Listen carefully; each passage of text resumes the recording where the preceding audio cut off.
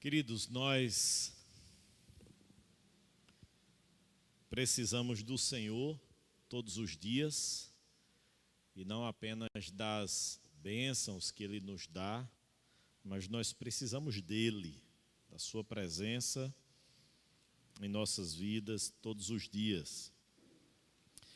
Nós temos pensado um pouquinho, irmãos, de terça-feira para cá, ou seja, nós iremos trabalhar em alguns momentos sobre essa temática, e nós temos pensado sobre a pessoa e a obra do Espírito Santo. É um tema que nós julgamos ser importante que tenhamos sempre uma compreensão correta, adequada, bíblica a respeito de quem é a terceira pessoa da Trindade e, consequentemente, a sua obra, a sua ação na vida do seu povo, na vida da sua igreja e, por que não dizer, na vida da humanidade, não é? Porque o Espírito Santo, sim, atua também sobre a humanidade com alguns aspectos, inclusive, que a gente vai abordar hoje à noite. Semana passada, a gente contemplou a ação do Espírito Santo no Antigo Testamento e nós vimos que ele estava presente lá em Gênesis capítulo 1, já na criação. Conforme nós lemos lá em Gênesis 1, o Espírito Santo estava ali presente. E aí nós caminhamos por alguns textos do Antigo Testamento, não é? Vendo o caráter do dinamis, não é? Ou seja, o Espírito Santo é o espírito de poder, mas também do carisma, ou seja, o Espírito Santo é o espírito da capacitação. E nós estudamos que o Espírito Santo, ele capacitou não apenas os ofícios, os quais Cristo exerceu no seu ministério terreno de profeta, sacerdote e rei, mas outras ações e funções mais que necessitavam. A gente viu aqui a questão dos artesãos, não é?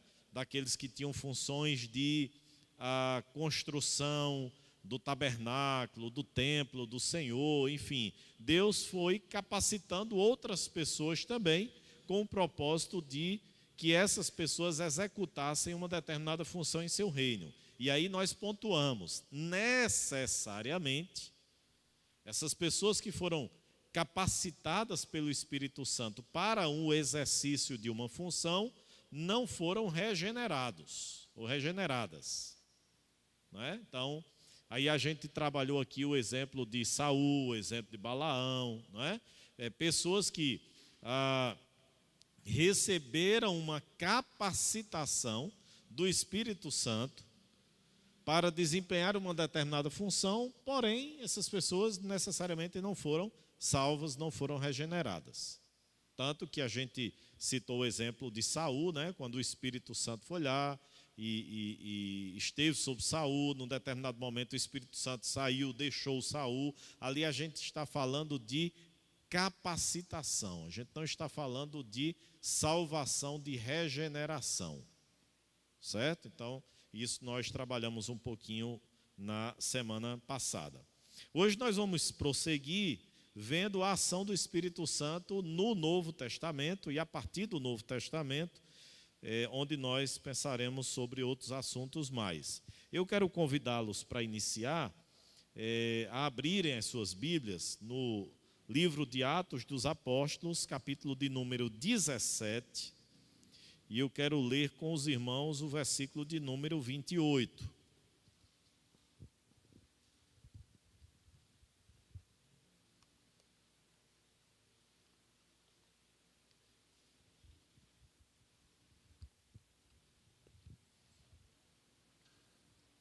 Atos, capítulo de número 17, versículo de número 28. Vamos ler juntos o que é que diz esse texto?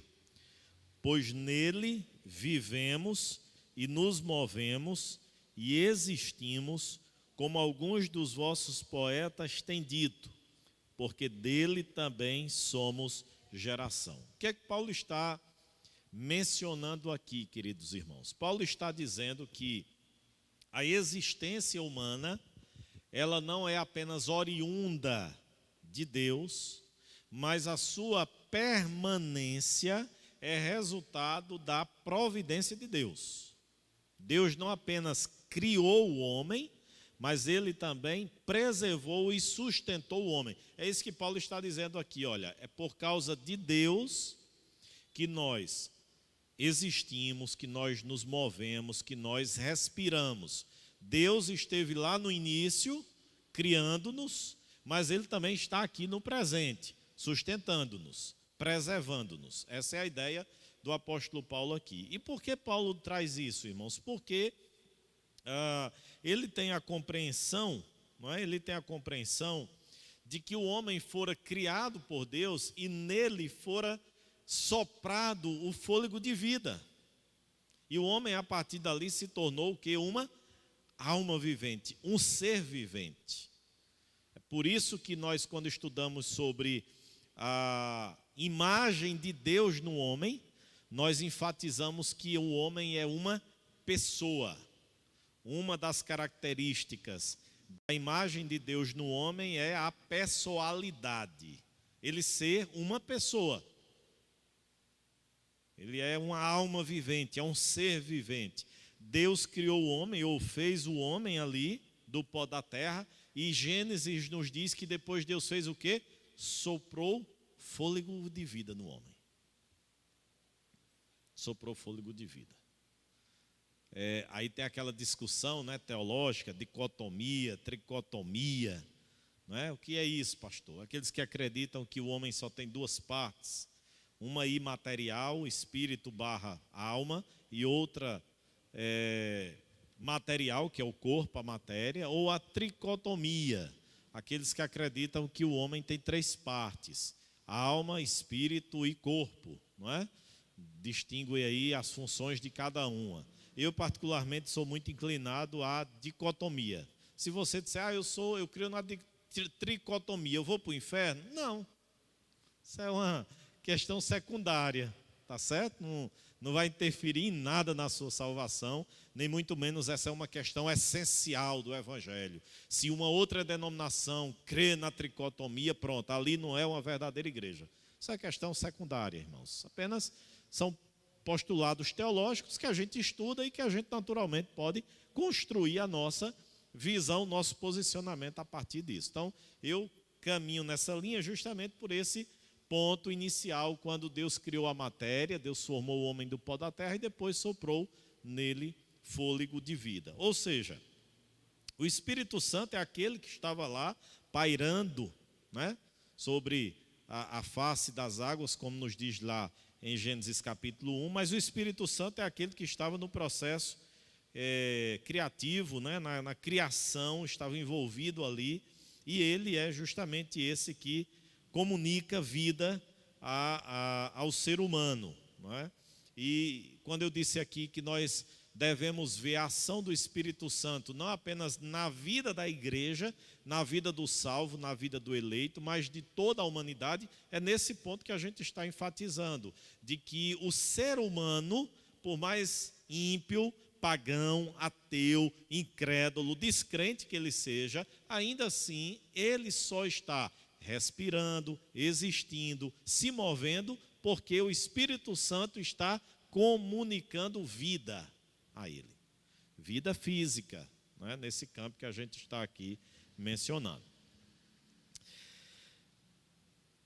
O espírito de vida, não é? E aí a gente vê, irmãos, que tanto no hebraico como no grego, a gente encontra um jogo de palavras, né? A palavra no grego é pneuma, e ela é traduzida aqui por espírito e é traduzida também por vento, por sopro. E há uma íntima ligação entre o Espírito de Deus e o sopro de vida. No entanto, o principal interesse do Novo Testamento, no relacionamento do Espírito Santo com a vida, não é a criação original. Percebam bem, o principal interesse da descrição, da ação e função e atuação do Espírito Santo no Novo Testamento não é essa ênfase no processo de criação, mas em quê? Na comunicação da vida espiritual. Essa é a principal preocupação e é o principal interesse do Novo Testamento, quando vai falar em vários textos sobre o Espírito Santo. É a comunicação não de vida física, não de existência, mas, acima de tudo, de vida espiritual. E aí há um texto, irmãos, que a gente precisa relembrar ele, até porque nós sabemos de cabeça, mas se você não sabe, você pode abrir aí em João capítulo 10, versículo de número 10, mas acredito que todos sabem esse texto de cabeça, quando Jesus nos diz que veio para que o quê? Para que tenham vida e a tenham em abundância. Que vida é essa que Jesus está falando? O termo grego aqui para falar de vida é bios, né? É vida nesse sentido daquilo que Deus fez, Deus criou lá no início.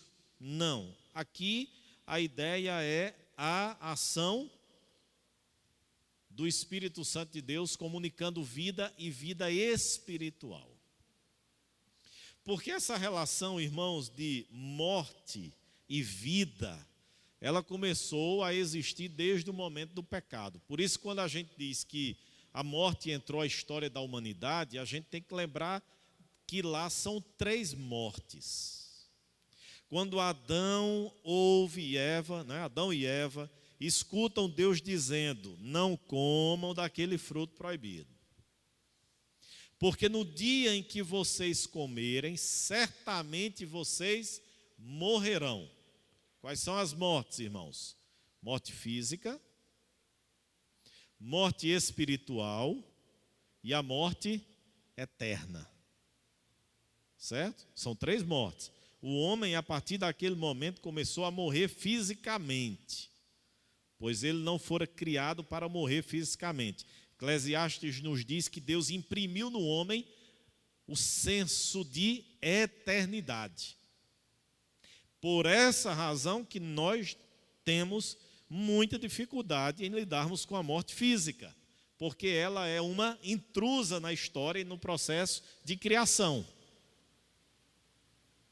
A morte espiritual, e é muito explícito, não é? Quando Deus chega para Adão e Eva e depois dele dar as maldições, qual é a outra atitude de Deus?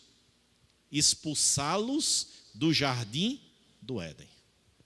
O jardim era uma expressão da presença, da habitação de Deus. A partir daquele momento eles foram expulsos.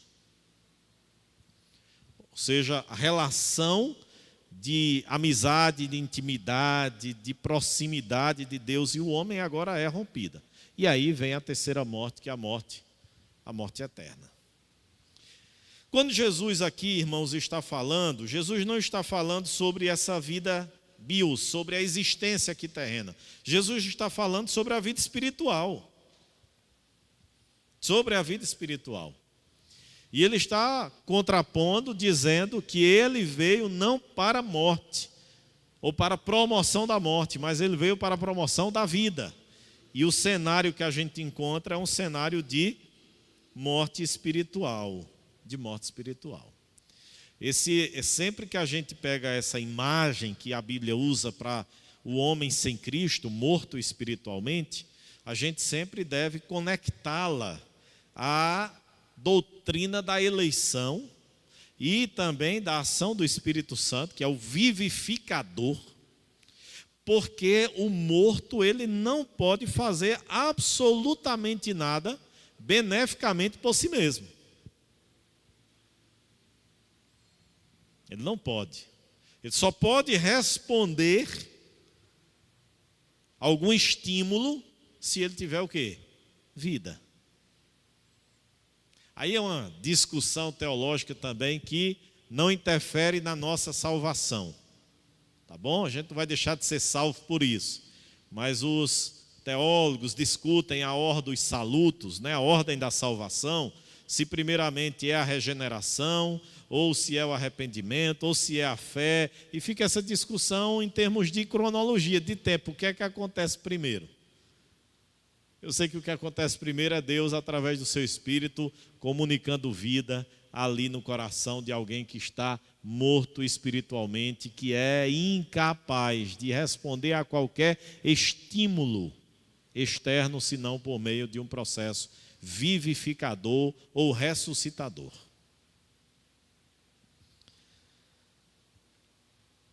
E, queridos, se Jesus é esse que veio para dar vida, não é? E veio para dar essa vida em abundância, e o homem no seu estado de morte espiritual, necessitando então de vida, necessitando de ressurreição, necessitando de novo nascimento, quem é que faz isso? É justamente o Espírito Santo. É o Espírito Santo que aplica a obra da salvação e da regeneração no coração do perdido, no coração do morto. E aí sim, irmãos, qual é a ênfase do Novo Testamento no que diz respeito à função do Espírito Santo? É na obra da regeneração. Então, o Novo Testamento não está muito preocupado em explicar a ação do Espírito Santo lá em Gênesis 1,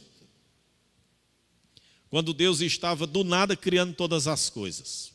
Então é essa a preocupação do Novo Testamento. A preocupação do Novo Testamento, até porque os autores do Novo Testamento tinham consciência, como diz Paulo lá em Atos 17, que a existência, o fôlego de vida era oriundo de Deus. Então, eles tinham consciência de que a existência deles dependia de Deus. Agora, a preocupação maior é mostrar que espiritualmente o homem morto, ele só pode experimentar vida a partir de uma ação externa mais poderosa, mais eficiente, mais eficaz do que o seu próprio pecado, do que a sua própria morte. E aí o Espírito Santo é quem faz esse processo. O que é regeneração, irmãos? A gente fala tanto aqui, e inclusive estudando a carta de Pedro, a gente viu isso. Ele nos regenerou por sua misericórdia, bendito seja Deus e Pai de nosso Senhor Jesus Cristo, que por causa de sua misericórdia nos regenerou para uma viva esperança. O que é regeneração? O prefixo aqui, ré, significa de novo. Regeneração é a repetição de algo original. Podemos repintar uma casa, mas fazer isso implica que ela fora pintada pelo menos uma vez antes. Assim também, a regeneração pode ocorrer somente se houver uma geração anterior. E aí, em termos bíblicos, a geração anterior é o quê? É o nascimento físico. E o homem, mesmo nascendo fisicamente, ele precisa, para experimentar a vida espiritual, de ser nascido de novo. E aí vem o sinônimo de regeneração, que é o quê? Novo nascimento. A gente vê lá isso quando Jesus está conversando com Nicodemos, lá em João capítulo de número 3. Nicodemos, o homem não pode ver o reino de Deus se primeiramente ele não nascer de novo. Ou seja, essa ideia de regeneração ou nascer de novo é algo que já havia, precisa agora de uma nova vida. Então, é essa a questão que a gente precisa associar, irmãos, a nosso nascimento físico e depois o nosso novo nascimento e esse nascimento espiritual. Eu acho muito bonito quem faz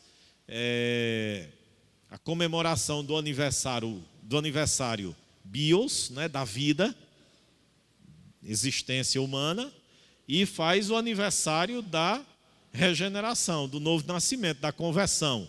Ou pelo menos grava essa data de forma muito intensa.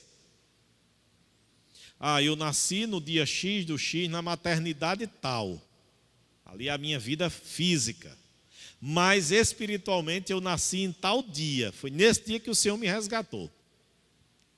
Foi nesse dia que eu nasci de novo. eu comemoro e celebro 2 nascimentos. Há muitas pessoas que fazem isso e gravam, né, em sua mente, de forma muito intensa, essa questão do nascimento ou do novo nascimento. Porque é uma data marcante, irmãos. É uma data marcante. Não há nenhuma dificuldade de que nós celebremos o nosso nascimento físico. Quando nossa mãe nos concebeu e nos deu à luz. Mas a gente precisa entender que uma vida melhor, ela foi gerada em nós. Não naquele momento que nós nascemos ali, mas num determinado momento em que o Espírito Santo de Deus agiu na nossa vida, aplicando a obra que Cristo realizou na cruz do Calvário e nos fazendo agora não estrangeiros, distantes, inimigos, mas agora nos fazendo seu povo, seus filhos, seus amigos, seus servos. Esse é um nascimento importante que a gente deve sempre trazer à nossa memória. E aí, queridos irmãos, a gente precisa enfatizar que esse novo nascimento, ele é, da mesma forma que o nascimento físico, uma ação de Deus. Porque o nascimento físico não é apenas a junção do óvulo ou do espermatozoide do nosso pai e da nossa mãe, não. É uma decisão de Deus nos criar. Uma decisão de Deus nos criar. Aí tem algumas músicas, não é? Que eu acredito que tem a sua validade em termos de nós ouvirmos em algum momento da nossa vida, né? Mas há uma canção antiga, cantava-se aqui na igreja de primeiro, que falava sobre essa ideia de que o Senhor nos fez, né? Pegou a nossa forma, como que Ele quebrou a nossa forma, porque Ele não nos fez outro, ou Ele não fez outro igual. E isso, irmãos, é magnífico. A gente saber que a nossa vida, a nossa existência foi uma decisão de Deus. Implicação prática, teológica, bíblica, extremamente importante. Ora, se a vida física é uma ação de Deus, quem é que tem o direito, a prerrogativa, o poder de cessar essa vida? O mesmo que criou. O mesmo que criou. Logo, nós somos o quê? Terminantemente contra o aborto. Terminantemente contra o aborto. E aí, claro, irmãos, se a gente tivesse caminhado naquele estudo sobre ética, a gente iria adentrar alguns pormenores, algumas questões muito específicas, onde está em jogo, não é, 2 vidas, ou uma vida em potencial e uma vida já efetiva, e aí diante de um problema de saúde, um problema médico, se há que ter uma decisão ali, não menos traumática, mas sim, mas isso já é contemplado inclusive na lei do nosso país. Mas os projetos que tramitam, que buscam o aborto a negligência e a irresponsabilidade da nossa sexualidade, porque nada mais é do que isso. Esse é o grande argumento, não é, dos abortistas, é de que a mulher ela deve ter direito sobre o seu corpo para decidir o que ela fará com o seu corpo, e porque ela não decide se preservar sexualmente. Porque ela usará o seu corpo de forma leviana para depois atentar contra a existência de, porventura, alguém que tenha sido gerado ali no seu ventre. Entende, irmãos? Então, esse é o ponto. Não vejo essa bandeira de abortistas, né, como defendendo questões conectadas à saúde, conectadas a uma situação de estupro, de uma situação muito traumática, ou até mesmo de incesto. Não conectem. Não é esse. Podem até usarem num primeiro momento para iludir as pessoas e sensibilizar, mas não é esse o projeto. Não é esse o propósito, não é essa a ideia. Isso é fruto da influência do movimento feminista, que naturalmente quer empoderar a mulher, e nesse empoderamento é essa liberdade que ela tem de usar levianamente a sua sexualidade, para que depois ela tenha também direito de tirar a vida, se porventura for concebida no seu ventre. Ora, se a vida física foi uma decisão de Deus, significa que somente Ele tem a prerrogativa de tirá-la. Somente Ele. E aí, queridos, mesmo com as possibilidades de um não planejamento, de uma situação outra adversa, traumática, indesejada, mas ainda assim, a nossa existência, ela não é fruto da casualidade. Não é fruto da casualidade. Deus tem propósitos. E me permitam ser bem claro, viu, irmãos? Isso é mensagem bíblica, pode até soar como muito dura, mas o nascimento físico do ser humano, ele cumpre os propósitos de Deus, mesmo que este que nasceu não seja um eleito. Porque Deus tem propósitos também para com aqueles que não são eleitos. Lá em Romanos capítulo de número 9. Quando do mesmo barro, Deus resolve fazer um vaso para honra e outro vaso para desonra. E o ser de Deus, os propósitos de Deus foram cumpridos nos dois. Se por um ele revela e manifesta a sua misericórdia, a sua graça, a sua bondade, por outro ele revela a sua justiça, a sua ira, a sua repulsa ojeriza pelo pecado. Mas o ser humano, concebido lá, ele tem, é uma decisão de Deus e Deus irá cumprir propósitos na vida dele. Nem sempre são os que a gente quer, mas os propósitos de Deus são sempre bons. Amém, irmãos? E aí vem a questão da vida espiritual, que não é diferente. Se a vida física, ela precisou desse comunicado, dessa decisão, desse ato de Deus, imaginem a vida espiritual. A vida espiritual, da mesma forma, necessita de uma ação por parte do Espírito Santo de Deus. A gente deixou uma lacuna lá no estudo anterior. Que a lacuna é o carisma, a ação do Espírito capacitando determinadas pessoas, não significou naturalmente que essas pessoas foram regeneradas. Mas aí a gente precisa responder agora. Muito bem. E os que foram salvos no Antigo Testamento? O que aconteceu com eles? Como se deu a salvação? O que foi que aconteceu? A mesma coisa que acontece no Novo Testamento e também na atualidade. O Espírito Santo de Deus regenerou aqueles que foram salvos. Daí, irmãos, a gente precisa entender que Abraão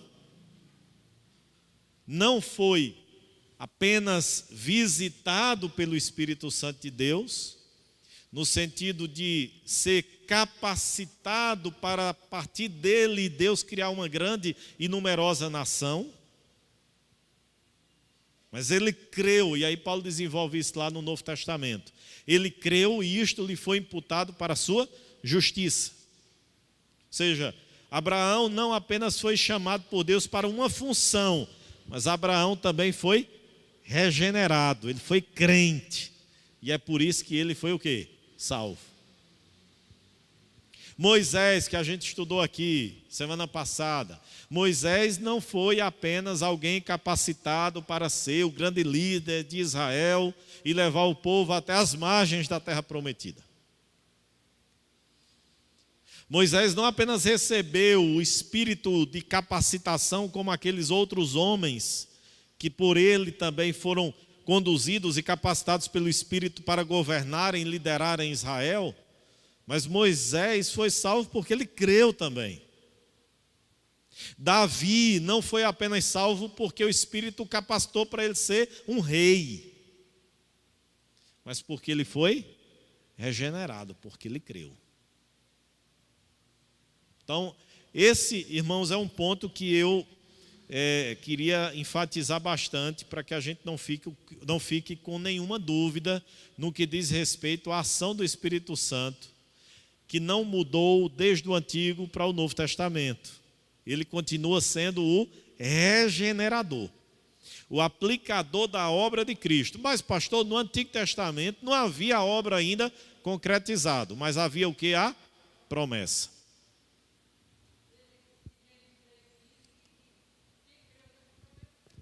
E Gênesis 3,15 é chamado de quê, Toinha? Exatamente, o proto-evangelho, o primeiro evangelho. Então, irmãos, o Espírito Santo regenerou e regenerou aqueles que creram. Ou aqueles que foram regenerados, a ordem é essa, aqueles que foram regenerados creram na promessa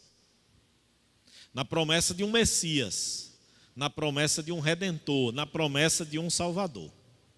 Em algum momento ou outro, talvez para os personagens bíblicos do Antigo, em virtude da progressividade da revelação, não tão nítido, não tão claro.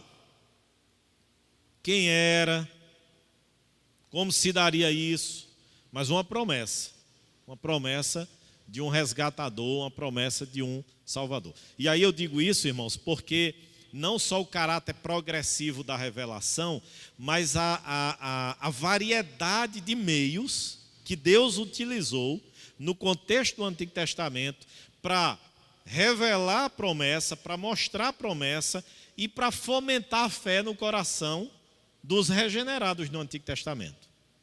Aí vamos lá, quem é que a gente se lembra? A gente tem tipos, a gente tem símbolos, a gente tem sombras, a gente tem imagens, não é?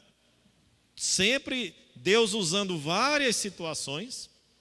E hoje, quando a gente olha para o Antigo Testamento, e aí vem a questão, né, pregando Cristo a partir do Antigo Testamento, a gente não deixa de olhar para um texto do Antigo Testamento e não ver Cristo. E não ver Cristo. Não é? A gente vai para Gênesis, lembram daquela caminhada que a gente já fez aqui na igreja, não é? Em Gênesis, Jesus é o quê? É a semente da mulher. Não é? Em Êxodo, ele é o quê? Ele é o libertador. Em Deuteronômio, ele é o quê? Ele é a própria lei. Não é? Em Levítico, ele é o quê? Em Números, ele é o quê? Em Josué. E a gente vai caminhando e vai vendo Jesus aonde? Em todo o Antigo Testamento. Por quê? Porque Deus usou várias formas. Aí vem Hebreus, né? Havendo Deus outrora falado de muitas maneiras aos pais, pelos profetas, hoje ele nos fala por meio do seu Filho, a quem ele constituiu o quê? Herdeiro de todas as coisas, e ele é o esplendor de sua glória. É por essa razão, irmãos, que nós acreditamos que a revelação de Deus para a gente hoje é a Escritura Sagrada. Porque os meios outrora usados por Deus cessaram. Aonde? No ápice da revelação. E quem é o ápice da revelação? Vocês querem ver o Pai? Olhem para mim. O ápice da revelação é Jesus. Paulo diz que Jesus é a expressão exata do ser de Deus. Expressão exata, perfeita, completa, plena de Deus é Jesus. Aí eu pergunto, irmãos, a partir de Jesus, há necessidade de imagens, de figuras, de tipos, se o antídoto está aqui, que é Jesus?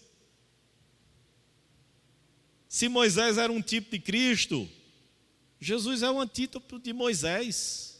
A revelação plena do que Moisés fez. Se Abraão era, se Davi era, Jesus é.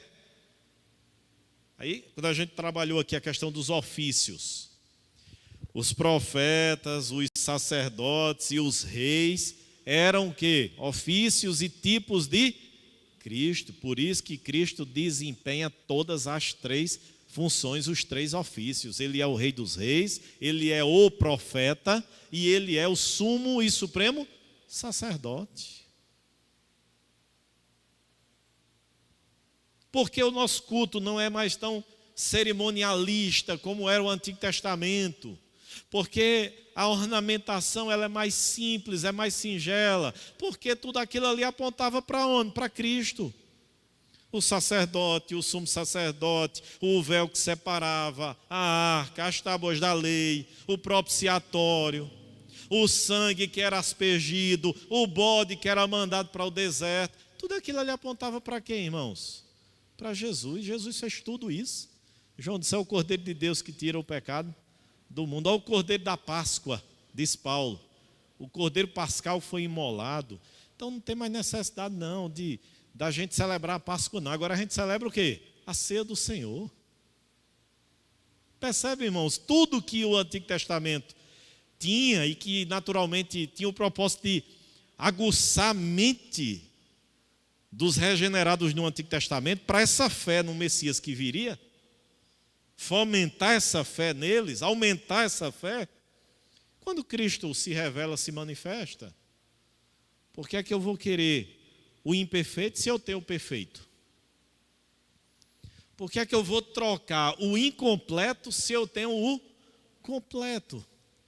Essa é a ideia do Novo Testamento, entendeu? Essa é a ideia da teologia reformada. Ora, se a gente tem o perfeito, por que é que a gente vai ficar com as sombras do passado?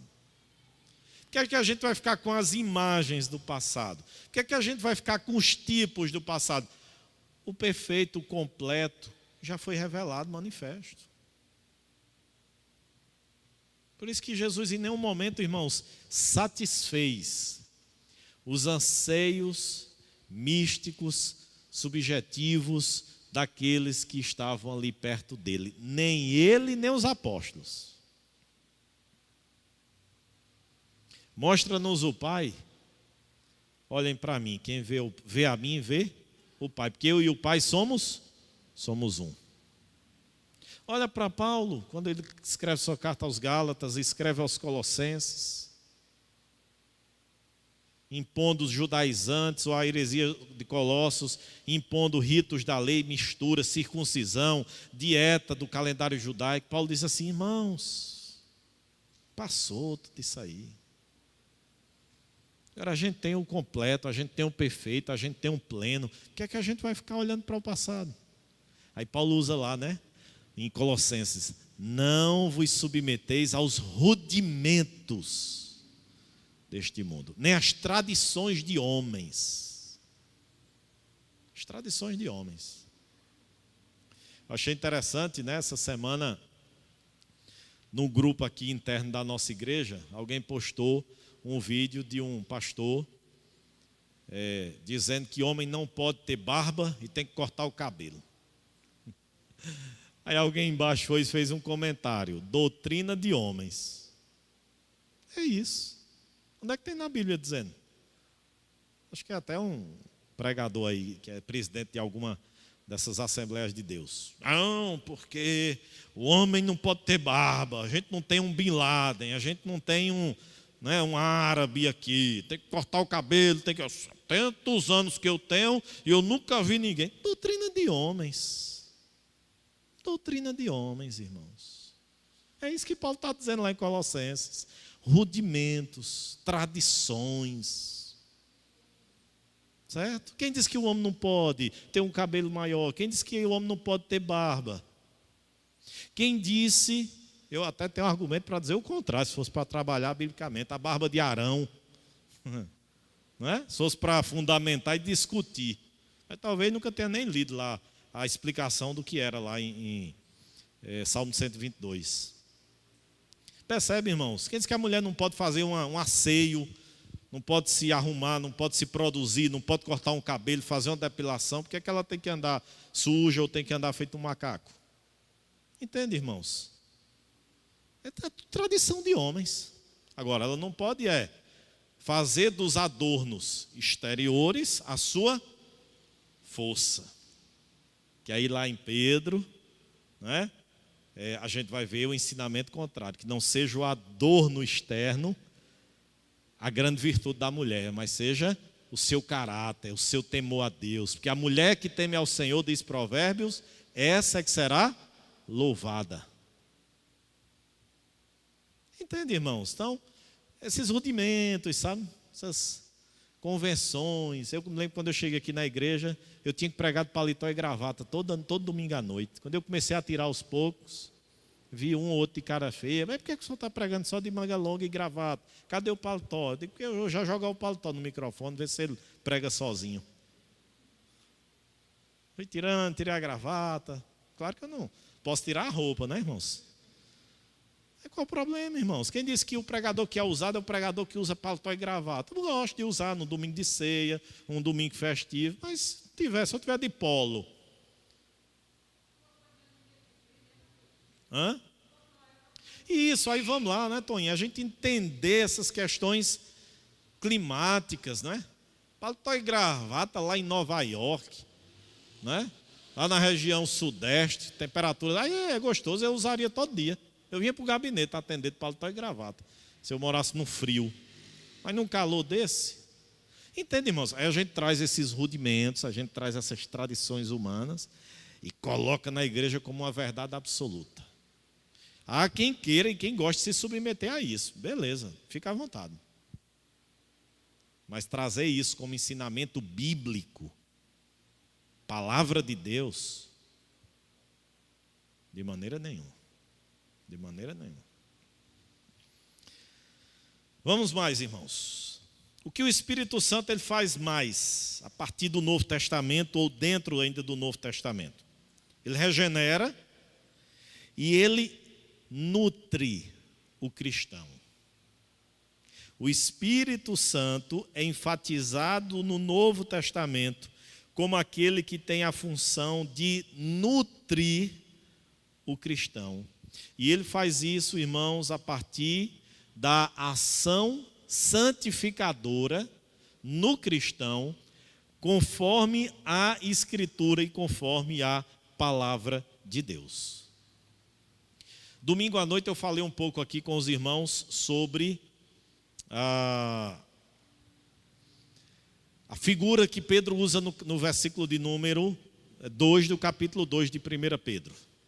Desejai, como crianças recém-nascidas, o genuíno leite espiritual.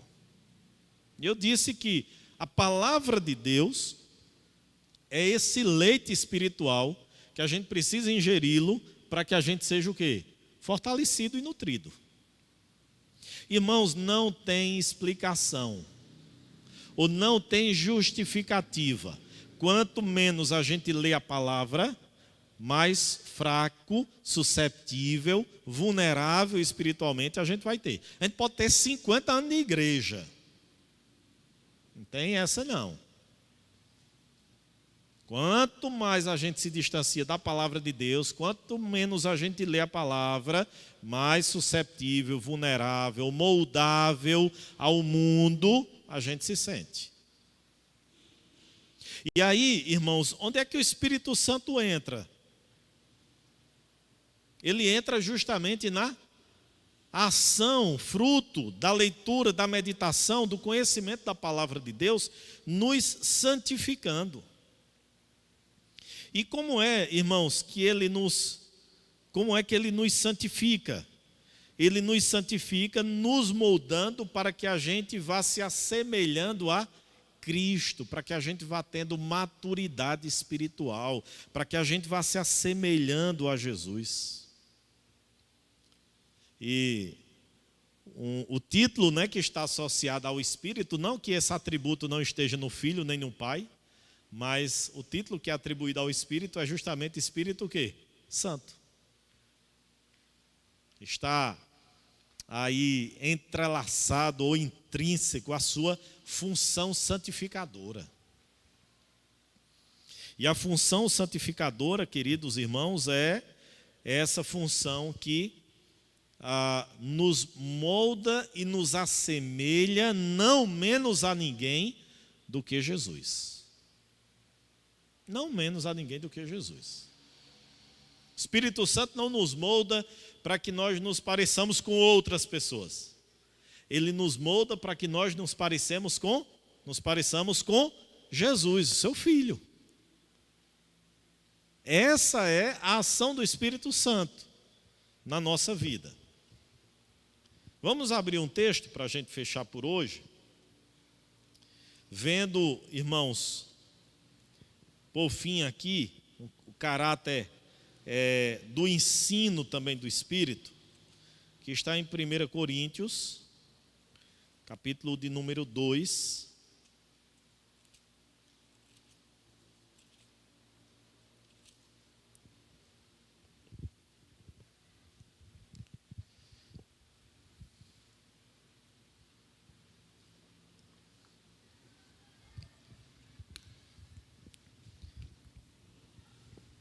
Irmãos, uma regrinha, que isso não precisa de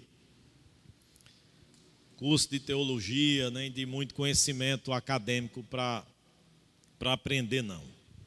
Mas uma regra de hermenêutica, ou seja, de interpretação bíblica, para você quando estiver no seu dia a dia, lendo sua Bíblia em casa, certo?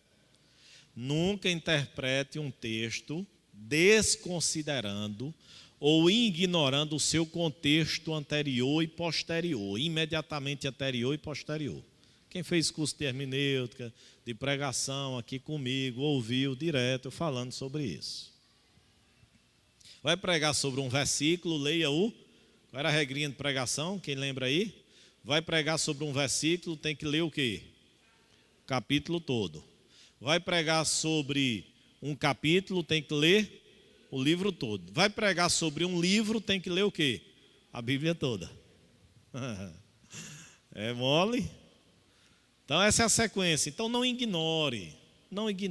E aí, irmãos, esse texto, esse capítulo 2 de Paulo é muito bonito. Por quê?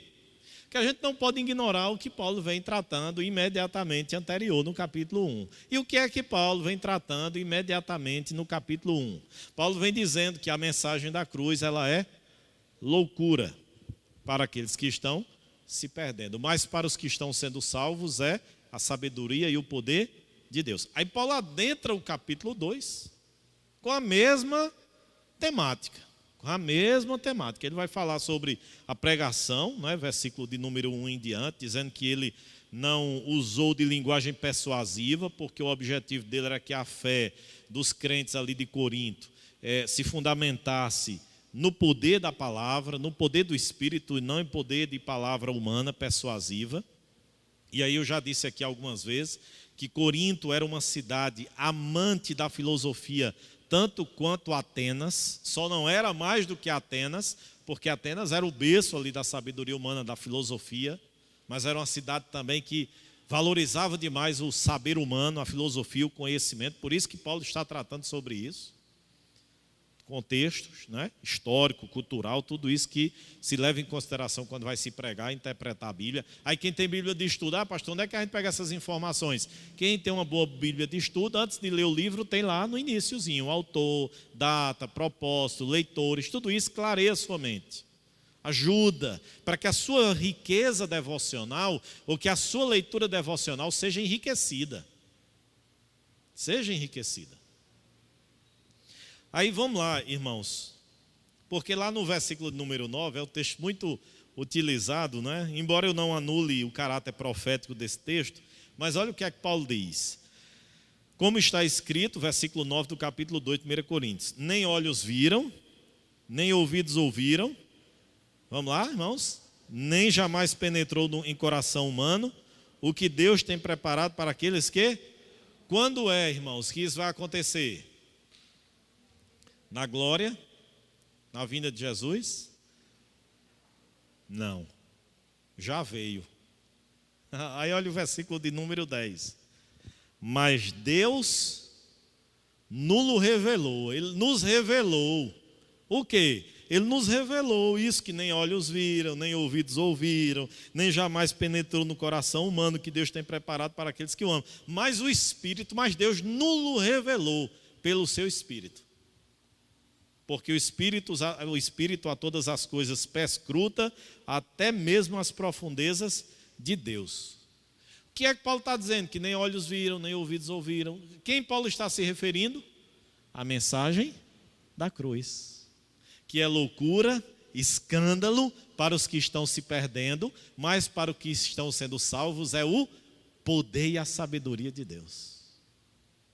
Enquanto os ímpios ficam escandalizados, incrédulos da mensagem da cruz, os que estão sendo salvos ficam boquiabertos, impressionados, encantados.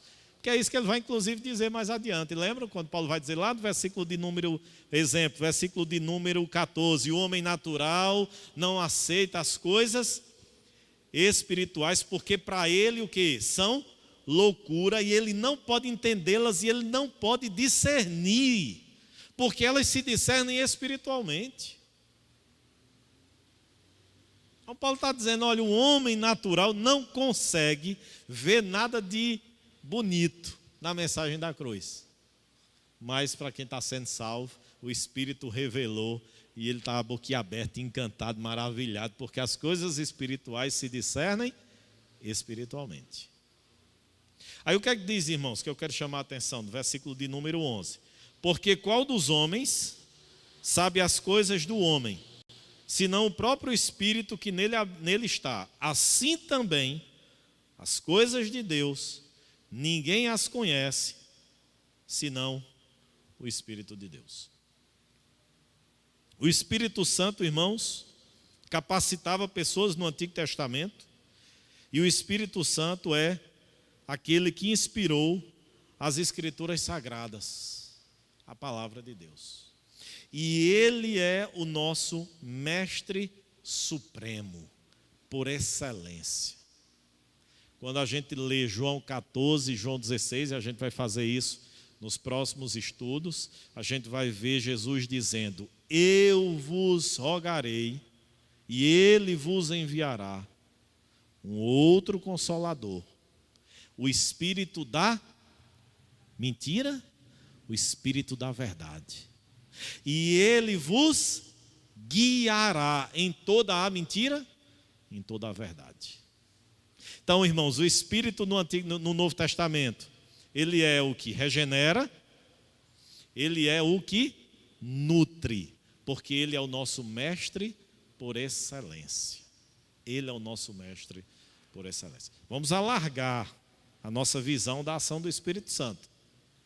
Não vamos vê-lo apenas como o Consolador, embora a gente vai estudar isso na próxima semana, e a gente também vai alargar o conhecimento e o significado sobre o que é Paráclito, sobre o que é Consolador. Mas vamos entender a ação do Espírito Santo de Deus muito mais abrangente. Aquele que regenera, aquele que nutre, aquele que alimenta, aquele que molda, aquele que transforma, aquele que está ali atuando e agindo nas nossas vidas, nos fazendo mais parecidos com Jesus. E por isso a gente pode orar ao Espírito Santo, a gente pode interceder, e a gente pode, irmãos, pedir que o Espírito Santo de Deus haja nas nossas vidas e nos transforme e nos molde. Não apenas nos conforte no dia do luto, no dia da perda, no dia do sofrimento, mas que Ele também haja de outras formas como lhes são peculiares, porque foi assim que Deus estabeleceu em sua palavra. Amém?